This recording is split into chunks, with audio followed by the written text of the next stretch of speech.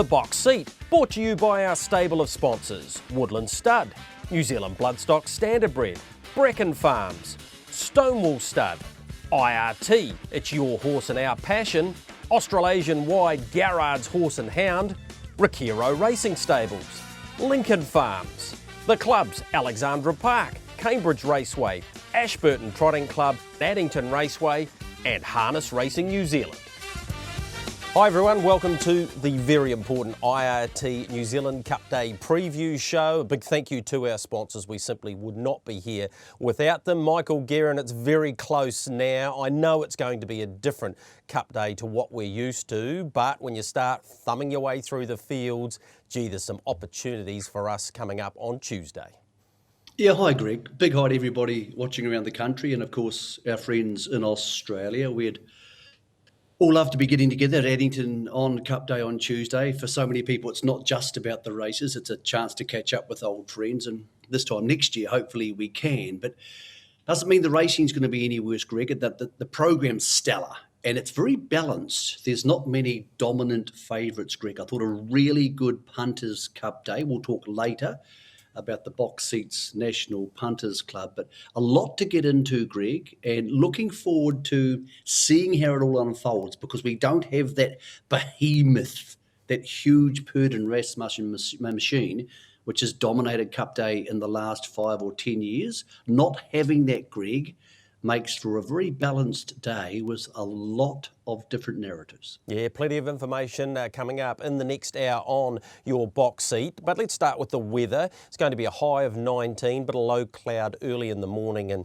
being a Cantabrian, I can tell you that's just perfect. It will burn off, very little wind. I know John Denton has got the track in lightning fast condition, so they will run some time for sure. Of course, we have $20,000 first fours in each and every race, a $100,000 guaranteed terminating pick 6, and we have the $600,000 IRT 118th running of the New Zealand Cup. It goes later this year at 5:50. Our first of 12 goes at 12:15. Let's get straight into it. Let's have a look at the market for you for this year's IRT New Zealand Trotting Cup. And Michael, we have Self Assured. He's still the favourite at around $2.40. The mover has been, though, copy that, not surprisingly, into $3.80 and a number of bets, including 1,000 and a couple at 500, Michael, nice and early on a horse that's drawn perfectly. Yeah, and there's two reasons for the market moves. The bets, as you mentioned, of course, Pembroke Playboy has come out. We feel for Nathan Williamson and the team behind that horse and all of the Southerners. They would have loved to have had another great chance in the race. So that's contracted the market, but also probably helps copy that. Doesn't do a lot for Self Assured, but there's one less likely marker pegs leader who could potentially get in the way of copy that running to the lead, Greg. Now, we'll get it more into that part of the analysis later, but it's looking more likely, because there's one less horse there to stop him, that we could see Classy Brigade, then copy that heading toward the front, Greg. And that's where that money will be coming in the market for copy that. People are saying, well, I don't want to take the 2.4s or 2.7 it was early for Self Assured. Where do I go shopping? They've landed on copy that. Yep, they certainly have. Let's go through some of these key lead-up races to this year's Cup. Go back to the 1st of October and take in the Canterbury Classic. This is when Self Assured and, of course, South Coast Arden started their campaign. That's Pembroke Playboy in front, Classy Brigade on the inside, Natalie Rasmussen and South Coast Arden ultimately got the win, and Mark Purdon coming down the outside, Self Assured further back to Robbins Playboy. But here's Natalie Rasmussen on her thoughts on the big boy. South Coast Arden beat Pembroke Playboy and Self Assured. Fourth in was Classy Brigade. Natalie, the big horse with the big motor, he just loves Addington Raceway. Oh, he does, Greg. I was very happy with his last start. Hopefully manners will be better. We've made a few gear changes this week. Underchecks off, rearing belt on. So if he can behave himself at the start and just get away on the right foot, I'd like to think I could settle, a little bit handier than people may think. And if he settles midfield, I do give the horse a good chance. I think he's a horse on the up and he needed to run last start. Who do you fear? Who do I fear? Well, I think Neil Pembroke Playboy's unfortunately been scratched for Nathan. He was one I did think was on the right. You know, he was one that had a lovely lead in. But I would say copy that. You can't ever disregard him. Classy Brigade's just a great old horse. And, you know, if one of ours can't win, it'd be lovely to see him win. And the way he's going, you've got to respect him. And definitely Self-Assured. I think they're the main three, I would say. So Natalie Rasmussen, who of course drove the Fixer to take out the 2018 edition. Interesting around the gear changes, the rearing strap on there. We've seen him at the start, Michael, a couple of times. Buck jump almost and nearly tipped Natalie out in the Kaikoura Cup.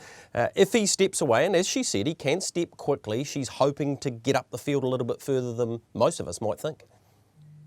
Look, she may be hoping, Greg, but I'm not sure how she's going to do it, unless there's some gallopers around her. And it's actually a very good standing start New Zealand Cup. There's a lot of horses here who step well, and there's not many who you go, well, he's probably going to muck it up.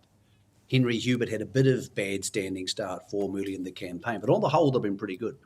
So that's a problem for her, because if everybody steps evenly, she still can be no better than the second half of the field. He's good enough to win coming from the second half of the field, Greg. But it's not the way most New Zealand Cups are won these days. Now, when he won that race, he was absolutely awesome. And if by some miracle he could run to the front, because he's such a big, strong, rolling boy, Greg, I think he's the horse to beat. But I just don't see how that's going to happen. I'm not saying it can't. Standing starts are very funny things, and a lot of things can happen which you don't expect to happen, as we saw last year. But the one thing which has been against him, Greg, is the standing starts this year have been very delayed. We've had a lot of times where the one horse has come up and it's been 30 seconds till the race has started. The longer they stand around, after what I saw last week pre-Kaikoura Cup, the worse it is for South Coast Arden. Can win, Greg, for mine, but I think his bounce out in the market is to a far more realistic quote than some of the quotes he was at around 4 weeks ago. How did you view the big boy's chances? Oh, look, he's an Addington horse through and through. He's a big rolling type. I'm with you. If he could somehow make his way to the front for trainer Brent Mangos, and when you think about Brent driving Luxury Liner and Alta Serena and being placed in the Cup to train the winner, albeit remotely, it's been a real challenge for him, but he's moulded this horse into the horse that he is today, and I wish him all the very best along with the connections around South Coast Arden. Let's go to Self-Assured and check out the Ashburton Flying Stakes. This is him in front. They sprinted home. Yes, it's slightly downhill, Ashburton. 53.2. Lavers to his outside. Classy Brigade in the trail gets closest to him. And wider out, Henry Hubert getting home in some pretty good sectionals. He's on the outside there of Can Go further back to Vintage Cheddar. But here's Self-Assured. He gets the business done. The Murphy on the inside meant that he hadn't quite seen Classy Brigade until about this point. But here's Mark Purdon to tell us what he thinks of the defending champ. Self-Assured won the Flying Stakes only just. Mark, Self-Assured's preparation would seem on a par with last year? I think so, Greg. I think he had about 3 runs last year, and he's followed much the same pattern. You missed out on a run in the Cup trial as there wasn't one. Has that hindered his preparation at all? Not really. He had a nice hit out this morning, Greg, and I'm just as happy with the work he did this morning as going into a trial. So, yeah, I don't really think it's been a disadvantage. Mark, when the barrier came out on Wednesday, probably 2 the second row wasn't too bad. 1 being the only horse there was pretty unlucky. Yes, that's right, yeah.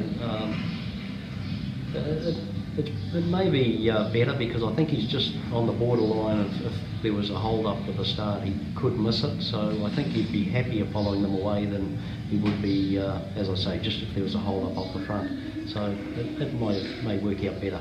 Mark, the depth of this year's Cup field, it's probably not as strong as it has been over the last sort of 5 or 10 years. Does that therefore mean he might be able to work around the field and still win it? It will depend on the start, Greg, and just where he is in running. You know, if we're not so lucky early and end up way back, well, he's got to get on the move and be sort of handy before you hit the half, because these horses will come home in 55 or even better. So it'll depend on the start, and he's versatile. He can make that mid-race move if he needs to. So that's Mark Purdon, recorded on Friday, those interviews. And Terry draws one, Michael, so he's in 2. Where I think it could play into his hands is starting from barrier 3 as the first horse off the ballot, Matt Damon, can begin quickly. Right beside him is stablemate Classy Brigade. So although Mark has to line up behind Vintage Cheddar, if those two begin quickly, there might be some room there for him to follow them through. And as you heard from Mark there, he's probably still 50-50 at best to be stepping when he is on the front line. I like horses following through. They tend to follow the other horses. Yeah, I don't mind his draw for his early manners. What I mind it for is field position. Again, standing starts are a pick and a poke. It's incredibly hard to work out what's going to happen. The horses he follows out, even Vintage Cheddar, are good beginners. There's no problems with him following them through. But the question is, can he stay in front of Copy That? I don't think anybody's worried about Self-Assured's ability. We saw that last year in the Cup. What we haven't seen in the last 12 months are big margins in our open class races. All of our open class races, Auckland Cups, New Zealand Cups, everything, apart from last year's New Zealand Cup. That was the one thing. Ashburton Flying Stakes, even the races up north, no big margins. This is a crop which is very, very even, apart from the New Zealand Cup last year. That's why I can still win, Greg. I don't want to back any horse on Tuesday, and I don't want to back any horse in any open class race in Australasia ever coming off the markers. I just don't want to, because I don't win often enough. The percentages aren't there for you. But over 2 miles, he was good enough to absolutely space them last year on the marker picks. But the margin was so big, he's the only horse in the race, I believe, Greg, who can come around the field and still win, because over the last 12 to 18 months, the marker pegs have been gold, but the margins have also been very short. He's the one horse who can buck that trend because he has gapped these horses before in this race, Greg. He is my top pick, even though I can't back him at 2.4. What odds do you think he'll start at? Last year, he actually got out to $4.80 on the tote after being as short as $1.60 in the lead up to the race. The algorithms which ping for these type of things will ping for Mark Purdon. So they will go off for him. And Copy That's winning percentages have gone down. He hasn't been winning regularly. So there'll be a bit of money for Classy Brigade, safety money, people who want to be where they are. I think he starts between 2.2 and 2.6, depending exactly what some of the other places are doing, the exchanges and how the Australians cop it. But just think about this, Greg. There's going to be a lot of Australian money in this pool, and there's going to be a lot of galloping money in this pool, people who want to have a bet who don't usually watch harness racing. When they look at their TV, what are their eyes going to go to? Mark They're going to go to for the same way that people watching this show, when you watch the gallops at Flemington, where do your eyes go? Yeah. James McDonald. That's the same reason. That's why he almost certainly will take money, but there's so much money in the pool and so much percentages in the pool because there's other runners, Greg. I can't see him collapsing, and he's not going to be $1.90, $2, that sort of thing. So I think it'll be somewhere between 2.2 and 2.6.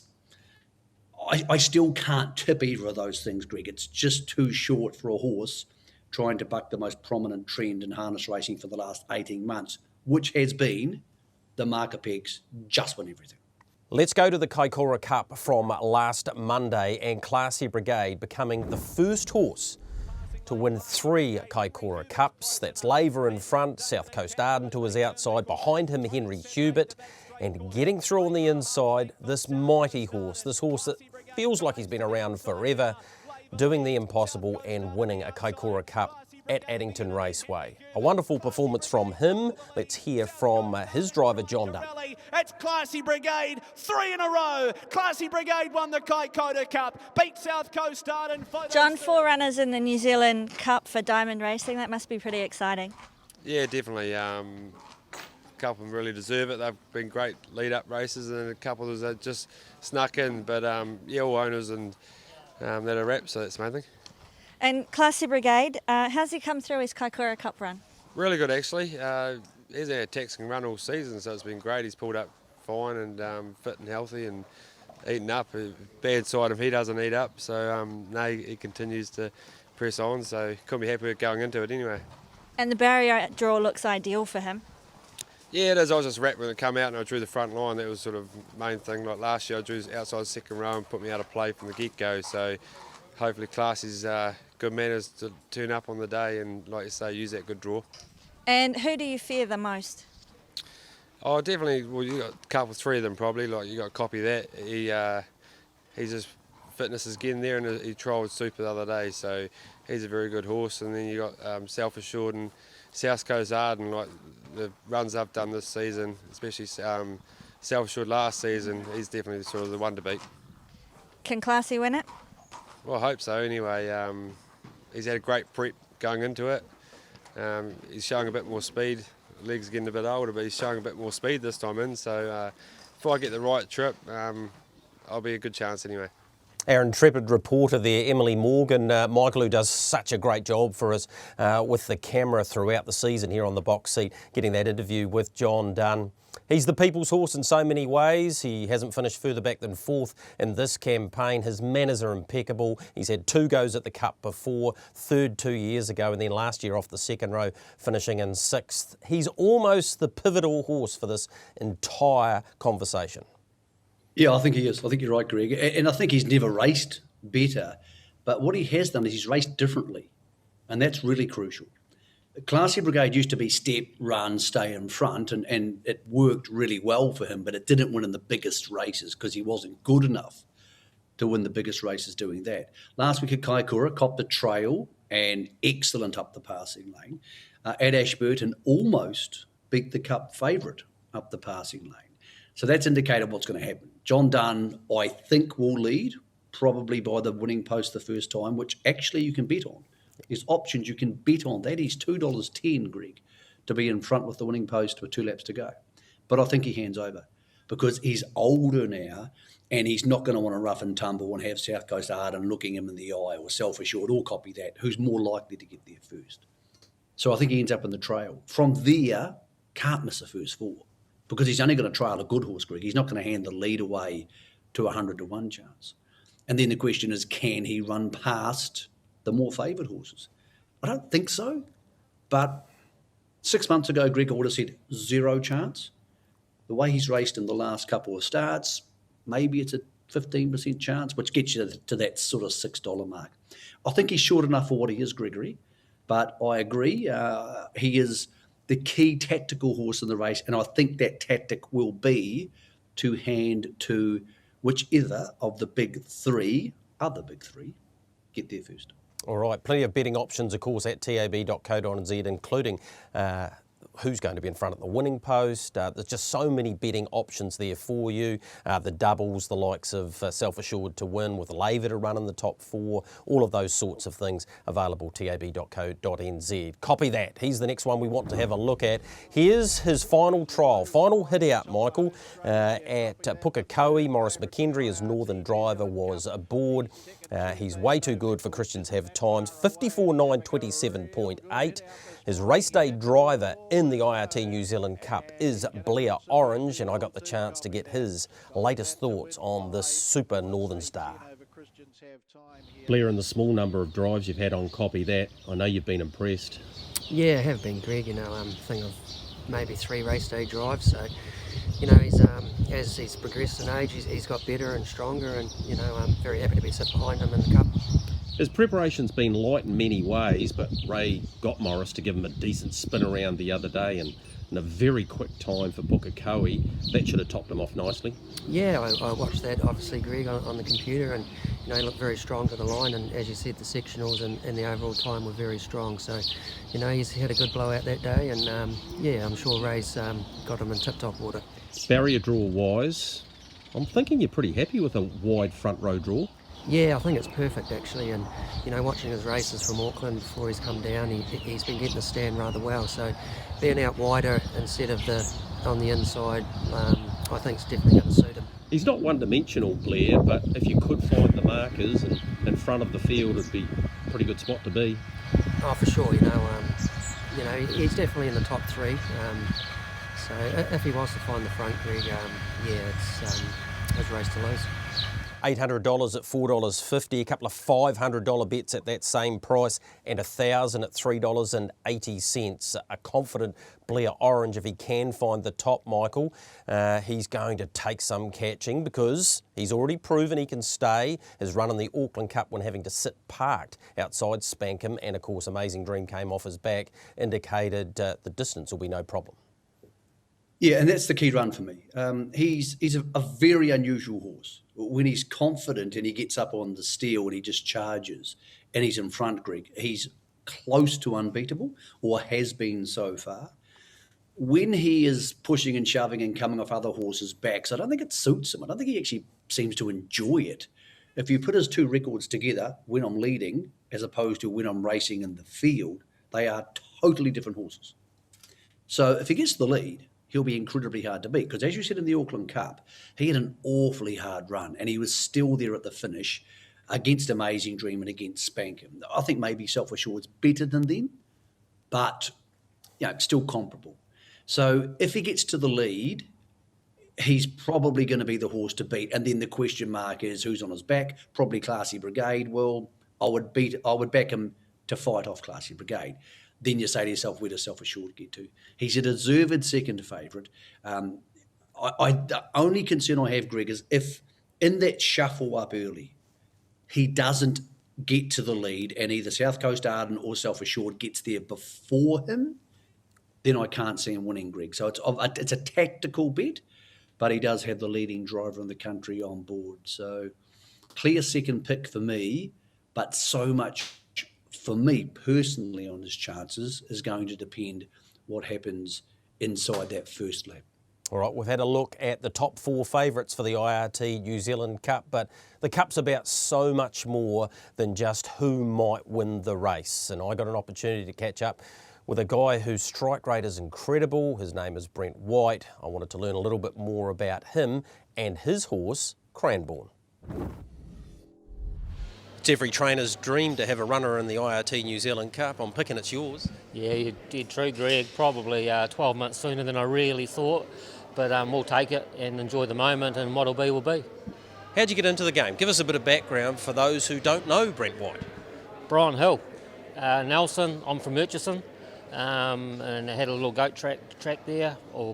And I actually wrote Brian Hill a letter when I was about 10 or 12, and Brian sort of sent me back and said, you've got to go to Canterbury. And long story short, Robert Hamilton brought a pub in Murchison, and I went and helped him out, and a couple of old fellas, Alan Thompson and Charlie Canton, and it went from there. So the pub thing and the horse thing sort of started to merge with Robert Hamilton, with the horses and the pubs.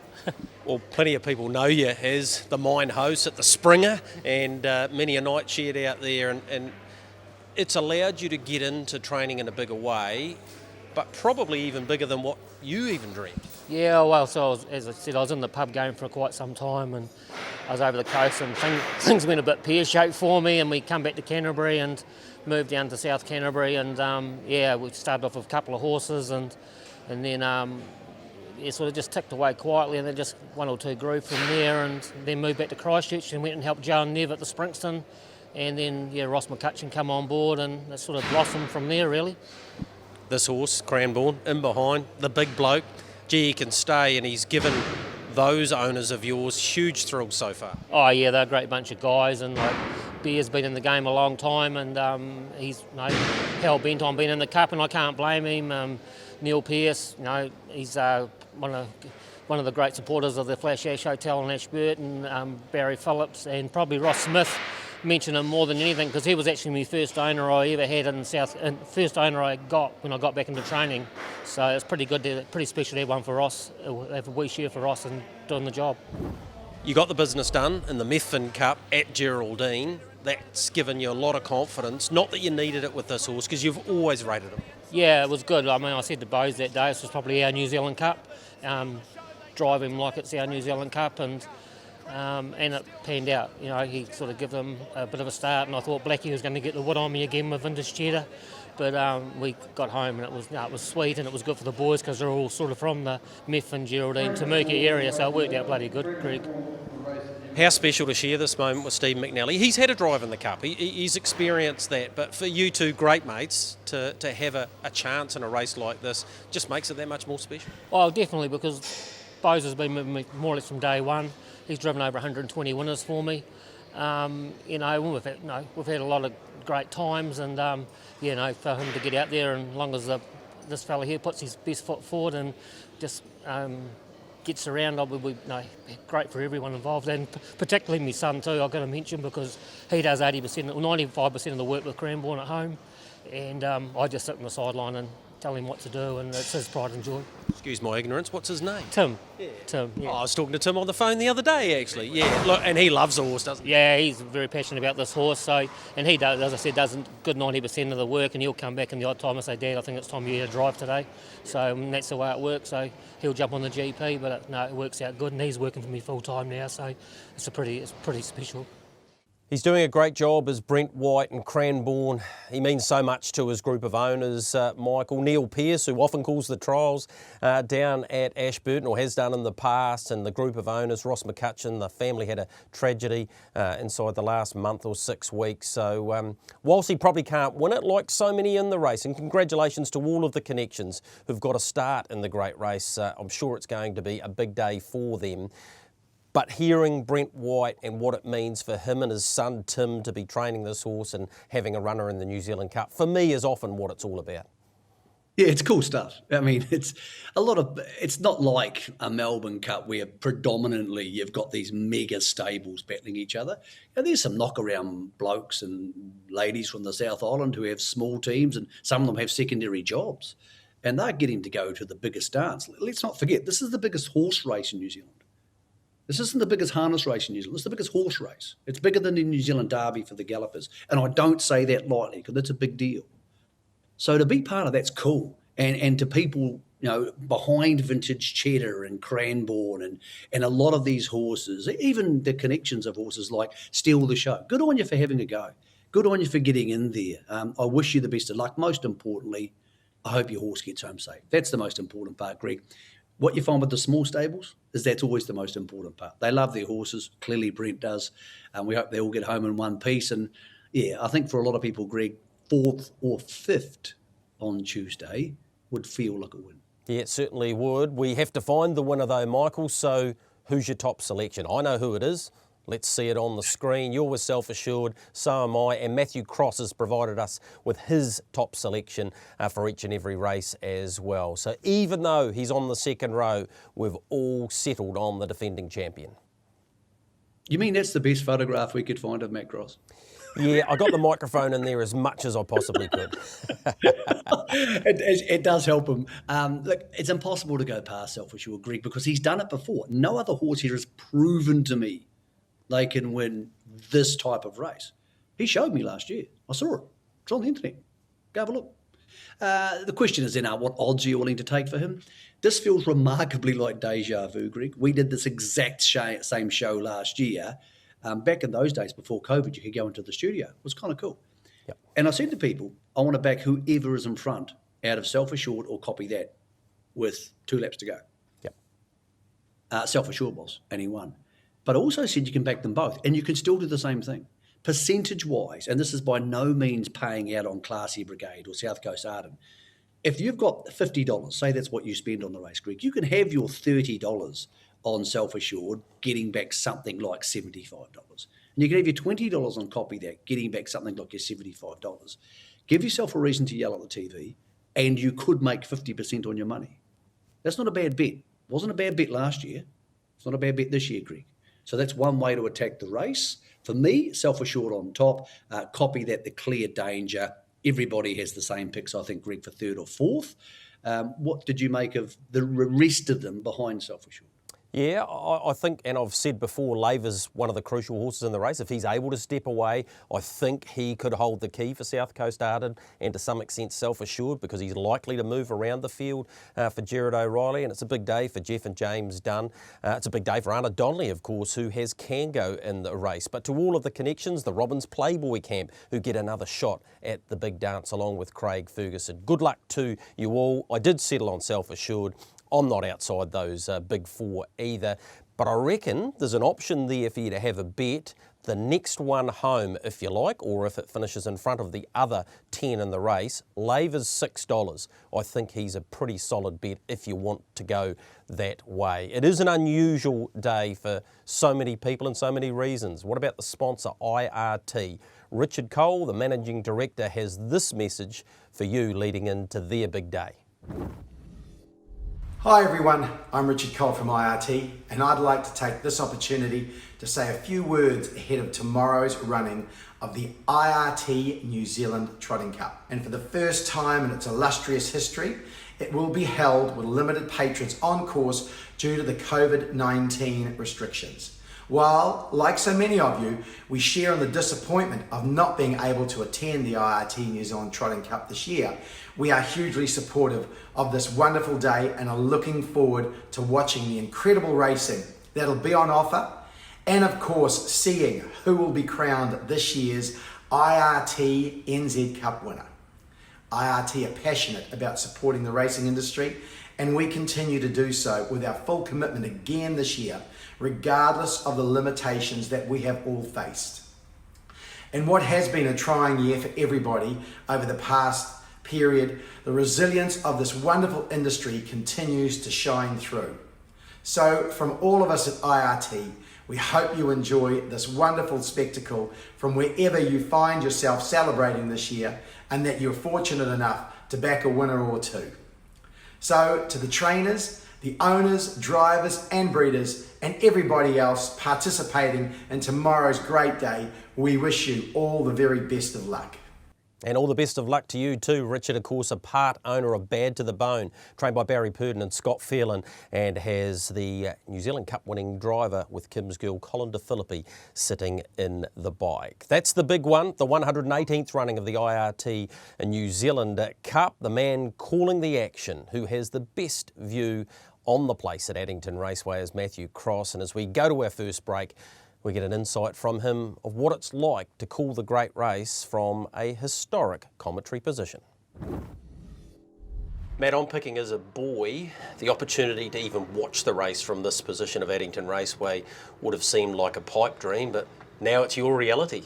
Yeah, and we're into the third one now, so it's starting to feel a little bit more like home. The first one probably didn't really get to enjoy it as much as the second one, and probably more so this time around. But yeah, when you sort of think about, you know, what's been within these walls, I don't know how long this building's been up here, but we've had Mark, Rion and Darren Tyquin all within here, not only calling the Cup, but a lot of big races. There's a lot of memories, I guess, watching races have come from this point, from your likes of Mark and his call of Lazarus winning the Cup here was done right here. Your Rion and the Galaxy of Stars was right in this position as well. So yeah, it's a pretty special spot. Matt, how do you build up to Cup Day, and this year being so unique, given there won't be 19,000 other people outside sharing it with you?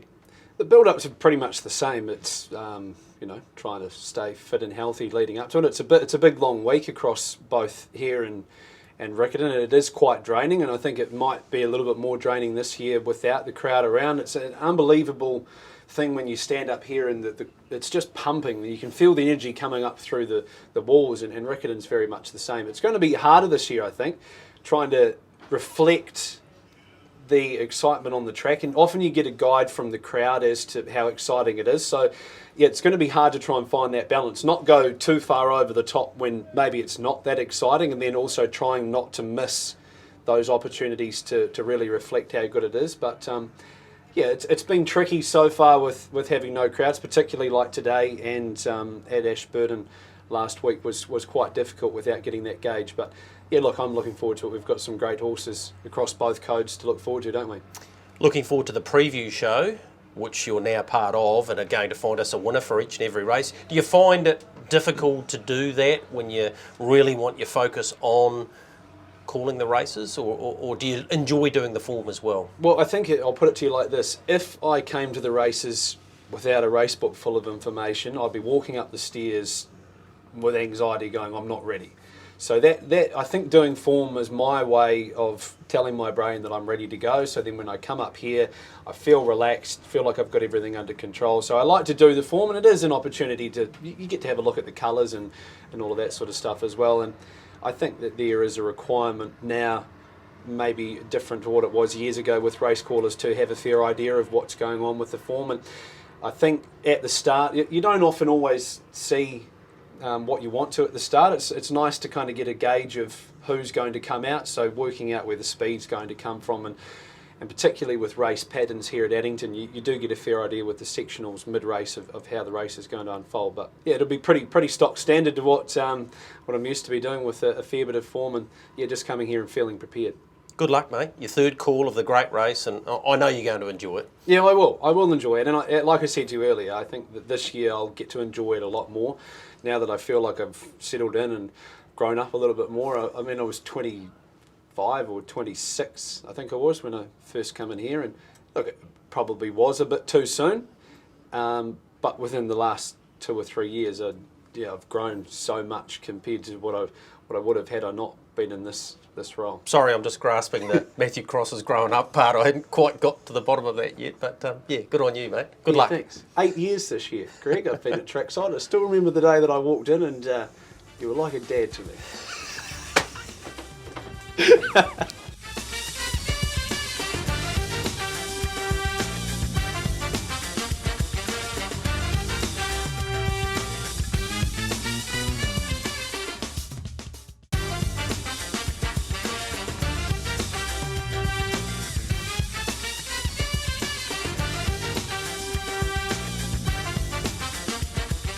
Welcome back into your box seat, brought to you by our stable of sponsors. 38th running of the Woodland Stud Sires Stakes. Let's have a look at the market. Of course, first run in 1984, won by RVA. It looks a 2-horse race, $2.70 Michael Republican Party. As long as Willow Bay comes out, has to start from barrier 1. It's not been the greatest position for this race over the years. Alongside Franco Mac, and more importantly, Franco Indy's come up with a beautiful draw. I think everybody ends up on the same 2 horses here, Greg. The market is totally dominated by them. I think the question is, do you think Republican Party leads from barrier 1? Probably flip of the coin. He may well lead from barrier 1. He's a very good horse. Absolutely forgive him for running second last week. Then the question is Franco Indy better than him? I think maybe he is. That's about what it comes down to, Greg. And I think it's a great race for punters, because put Republican Party on the second line, you're getting $1.40 Franco Indy, and you shrug your shoulders and you don't want to play. But now you're getting $1.90. Well, that's fair. And again, bizarrely, if you're that sort of person who punts in big denominations, which you and I are going to be doing on Tuesday because we have the National Punters Club, you could actually back both these horses. You could have your, in our case, 20,000 on Franco Indy and have 5,000 on the other horse, and you're probably going to win. Incredibly hard to make any case at all for the others, Greg, even though I think Major Perry at $6 is in big overs for a proven Group 1 horse from the Jewels. But on Franco Indy, clearly on top, just as clearly Republican Party in second, and that could change mid-race if one horse gets shuffled back or things don't work quite as well off the gate as it seems. But I just can't make a case for anything else in the race, Greg, coming around them. All right, let's have a look at the key lead-up races for this. Here's Franco Indy doing the business at Ashburton and really stretching out here. Gee, he was dominant. Home in 55.2, a New Zealand record 151.9. He is a little bit too strong for, of course, the Tony Hurler he trained, Blame It on the Night, who's been cruelled somewhat with a second row draw. But here's what Mark Purdon thought of his chances to win another Sire Stakes. Mark, I know you've been super impressed with Franco Indy. He really has progressed this time in. He has, Greg. Yeah, he's more mature and he's better gated than he was early on, and he's sort of got the all-round game now. Barrier draw wise, he's come up with a nice one, but your arch rival Republican Party has as well. Yes, that's right. And it's hard to see us crossing him early in the race, but we'll just have to see what happens early. But he's going to be the one to beat Republican Party, and certainly if he does lead, he'll take a lot of beating. Just on that, Mark, you haven't really pressed the go button with him. What do you think might happen if you do? Well, yeah, just I'm not sure whether I'd really want to, but just knowing the horse, I think he'd be better if he didn't have to bustle out and work hard early. So we'll just play it as it comes. Already been a $1,000 bet at $1.90. So crucially, what's going to happen at the start? Well, here's Republican Party in his last race building up. That's him coming widest on the track. Sounds of Cash dashes to the lead here, does take her place in a later race later on in the program, and will be hard to beat too. But he was enormous. 56.7 the last 800, coming from last and coming from the outside of the front row. Here's Blair Orange's thoughts. Cash beat Republican Party. Blair, there's a little horse called Republican Party you've got a lot of admiration for. Yeah, he's a neat little guy, Greg. He always gives us it all, and every time I've driven him, I've been impressed too. He's got really good speed. He's got barrier 1. Has he got enough speed to hold up?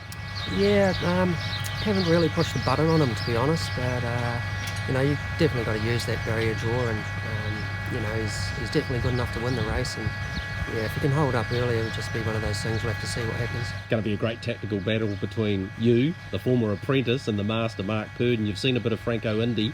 He's clearly the one to beat. Oh, he is for sure. He's been very impressive, Franco Indy, and he's obviously going to be the favourite and very hard to beat. But I'm pretty happy to be sitting behind my guy, and I think he's a genuine winning chance.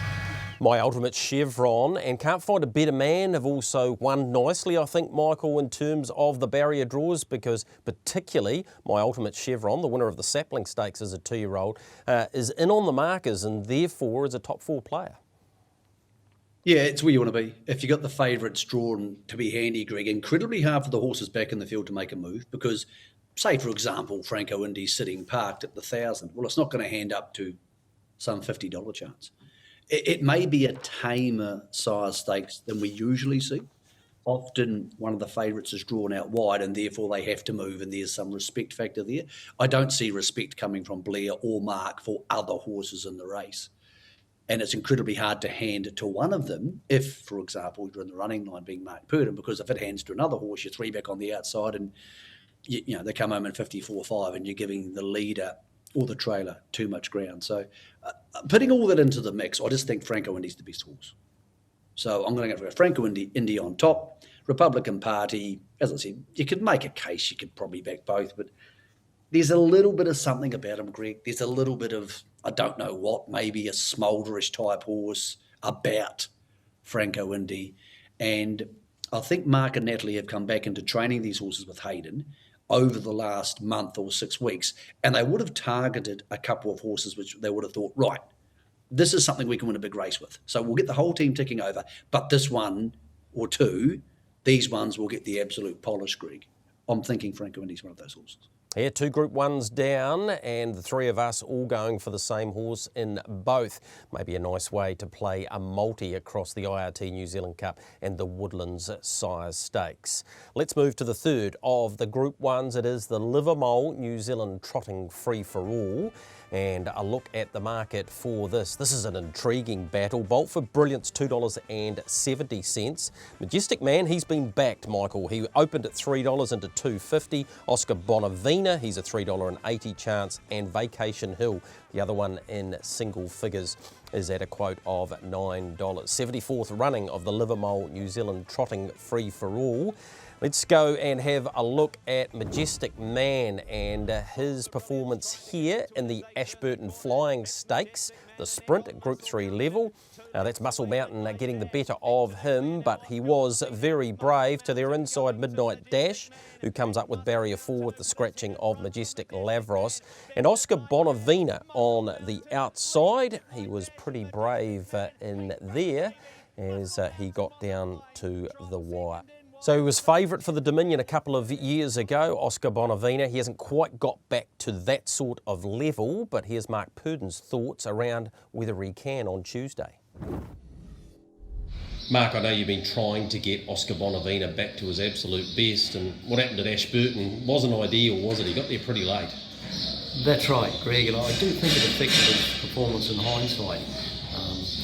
I've had that situation before when I've just arrived at the track at Auckland, and first couple we had in didn't race any good, and it just felt much the same scenario there. So yeah, hoping for better things on Tuesday. All right, it's a small field. You've drawn White out on the front row. What would you like to see unfold? Yeah, look, it could be a tricky race, Greg. I'm not sure whether I just let him roll out. He's got gate speed, but you know, we've been sort of setting him for this race, and I would have loved to have just drawn in a bit closer, but it is what it is, and yeah, we might have to just wait and see when the arms fold. Mark, can we see the real Oscar Bonavina? Can he win it? Look, I'm happy with him. I was just a little bit disappointed with Ashburton, but as we've touched on the circumstances of the race, I think that affected it. Yeah, I'd like to think he's back to his old self now with 2 runs under his belt. Gee, there's some speed off the front row here. Vacation Hill inside. The Dominator can leave the machine, and sometimes Craig Thornley doesn't have a choice, Michael. He can just take his hook. Obviously, Majestic Man can explode off the arm, and I can't see any reason why Brad Williamson wouldn't be attempting, like he did in that flying sprint, for an all-the-way victory.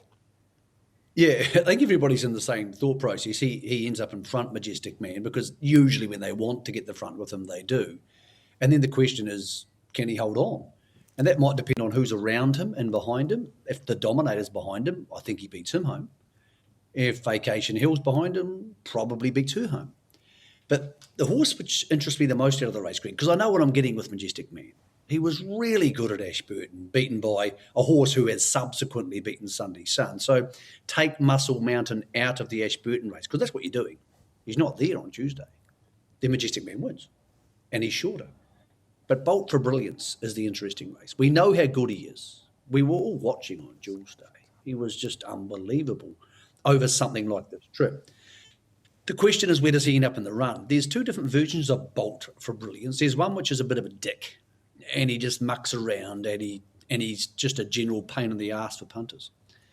And there's the other one who just gets up on the nickel and just loves it. He loves it. And if that one turns up, he might even cross to the lead early. You put Bolt for Brilliance on the back of Majestic Man with a lap to go, and I can't get enough on him. But you put him in the running line, Greg, becomes a vastly different type of race. As for Oscar Bonavina, we know the talent, and the speed was there 2 starts ago, but he just starts too short for what he is. All the time, Greg. Since that Dominion 2 years ago, when his reputation was so huge, and we're part of the problem, we gave him that reputation. Yep. Mark did, we all did. He hasn't fulfilled that. His winning percentage, I don't know, might be 2 wins out of his last 12 starts. You can't just keep backing him at $3.50. He might win, but he is always too short for what he is, Greg. So I'm not going to back him until I get what I think is value, and it won't be turning up in this race. Biggest bet so far, $2,000 at $2.90 on Majestic Man. It's a great race. The Livermore New Zealand Trotting Free for All, Lyell Creek, Take a Moment, won a couple, Stig, Stent. All the good horses I Can Do's at Mombay won a couple of them. It'll be another super edition, I am sure of that. Short break for us here on your box seat, and on the other side, we'll whip through the entire card to try and help you out with your punting. Don't forget to join our box seat Punters Club, the national club that Michael and I will be betting for you through races 3 right up to the last, being race number 12. On the other side, we'll give you our top tips in the undercard.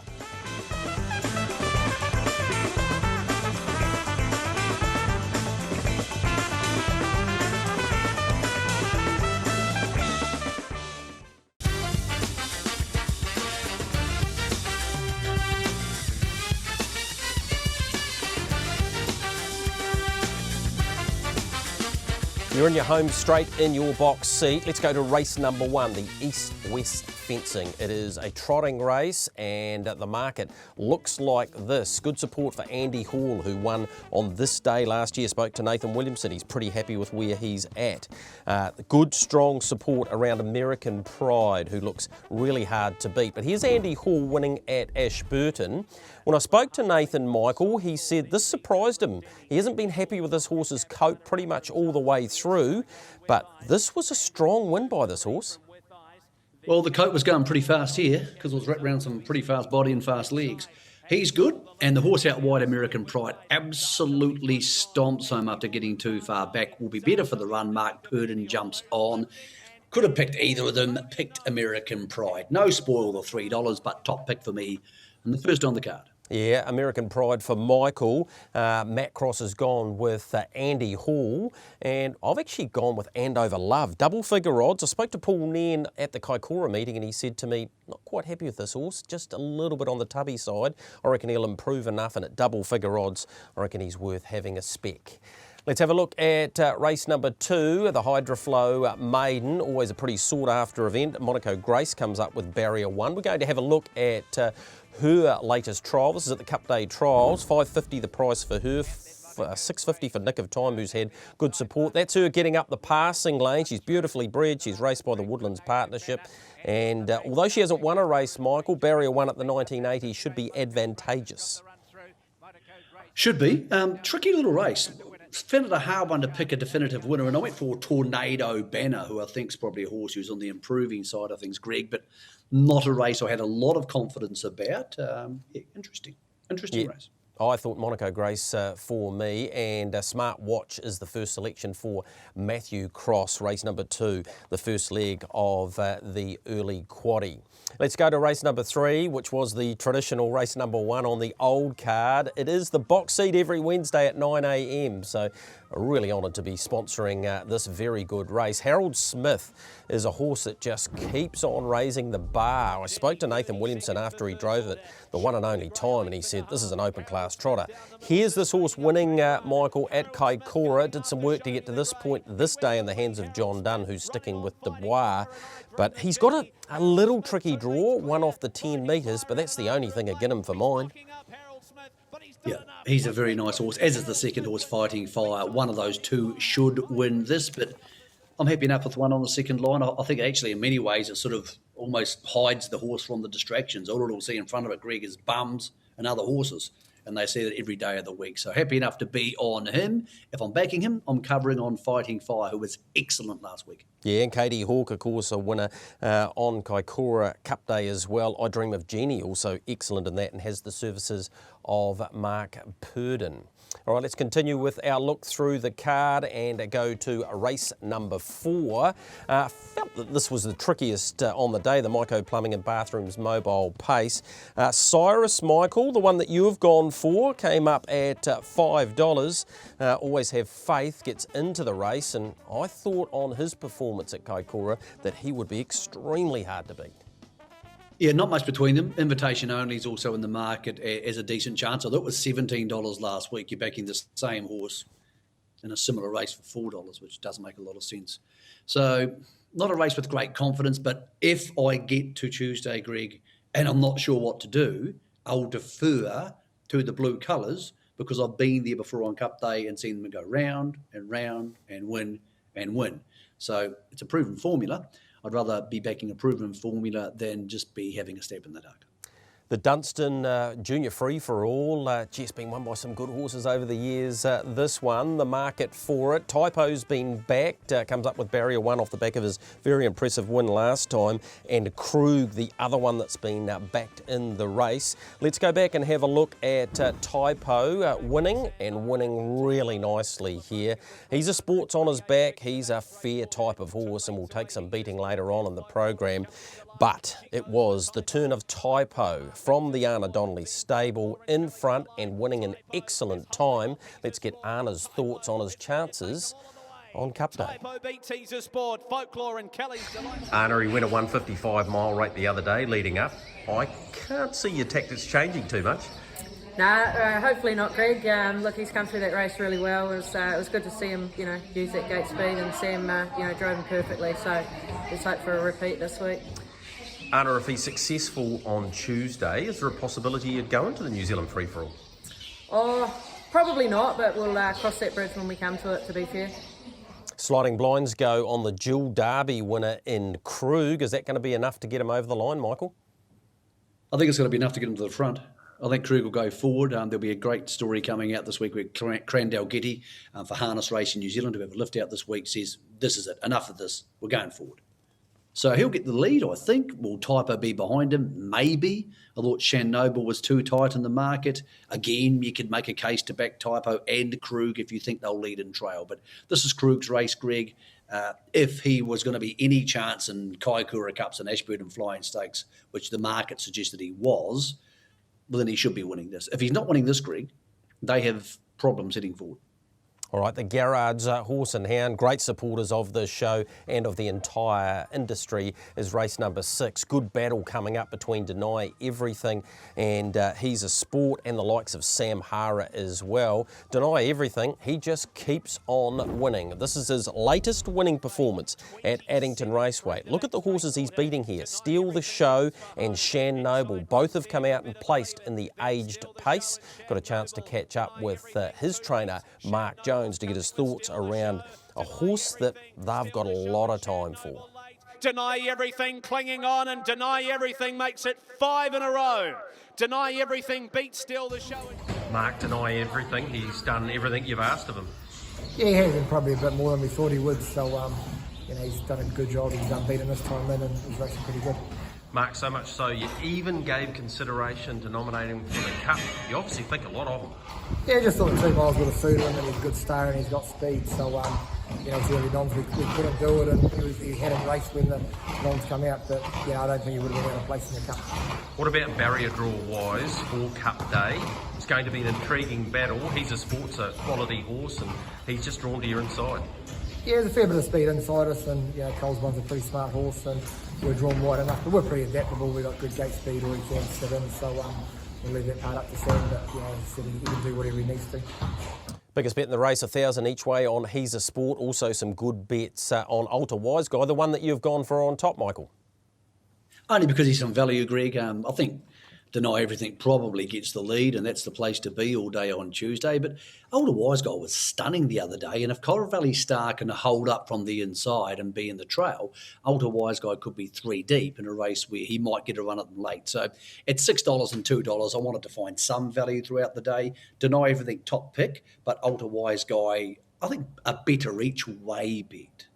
Let's go to race number 9, the Hornby Liquor Centre, and a big thank you to Wendy and the team there. Of course, she's part of the Witches that race a number of very good horses. Here's the market for it, the first leg of the late quaddie. Sounds of Cash, who we've already seen at $4.50, got you covered for $20. One that Matt Cross is really keen on, New York Minute, drops well back. Opened at $10 and $4.50 about Enjoy Me.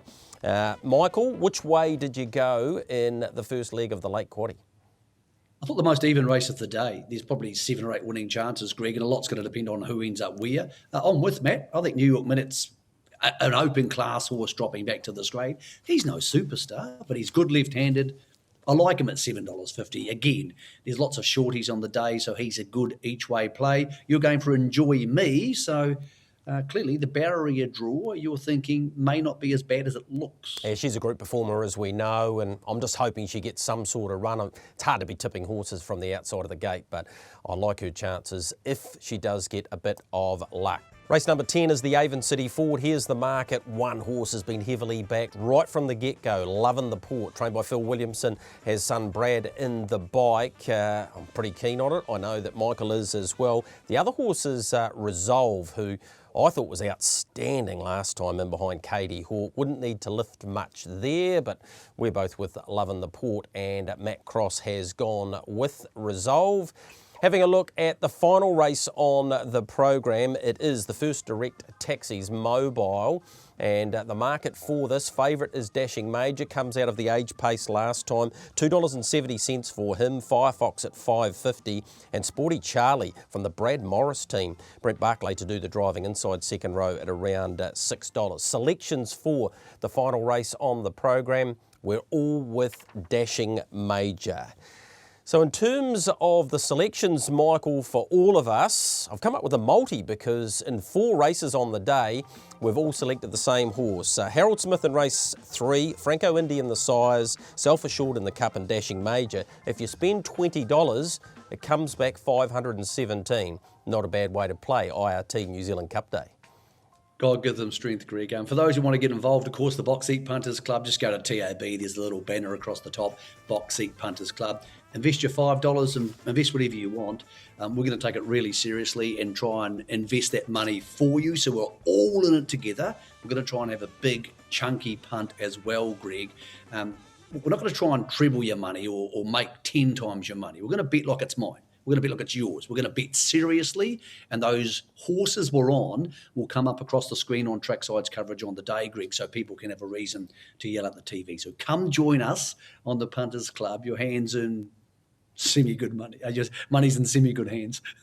All right, looking forward to that and the big day. A big congratulations to all that have a runner in on IRT New Zealand Cup Day, particularly in the Cup, and to the New Zealand Metropolitan Trotting Club. Great supporters of our show. We wish you all the best. That's been your preview show for the 2021 IRT New Zealand Cup Day.